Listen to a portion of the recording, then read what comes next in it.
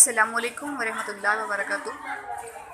आज हम लोग अपने स्कूल में जी इलेक्शन करवा रहे हैं, जिसमें हम अपने स्कूल के स्टूडेंट्स में जो है ना ये एक्टिविटी करवा रहे हैं और एक तरह से उनके अंदर हम लोग ये उजागर करने की कोशिश कर रहे हैं कि इलेक्शन जो होता है वो क्या होता है और वो जो है ना कैसे कंडक्ट किया जाता है या कैसे दिया जाता है।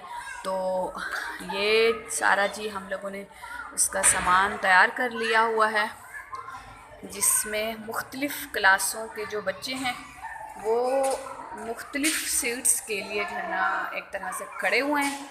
और ये हमने जी बैलेट बॉक्स बनाए हैं और अब थोड़ी ही देर में सब जो बच्चे हैं वो यहाँ पे तशरीफ़ फरमा होंगे और उसके बाद जो है ना बाकी जो क्लासों के बच्चे हैं वो इन बच्चों को जी वोट देंगे।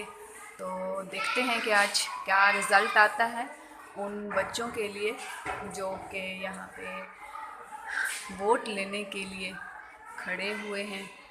और इलेक्शन की किस तरह से जो है ना हम लोगों ने ये तैयारी मुकम्मल आलमोस्ट कर ली।